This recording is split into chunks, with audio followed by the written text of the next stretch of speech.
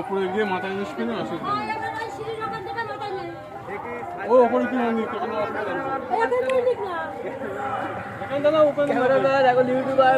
আমার ক্যামেরাম্যান বানিয়েছে ভাইপু। হাত মারতে হবে না এই ভিডিও।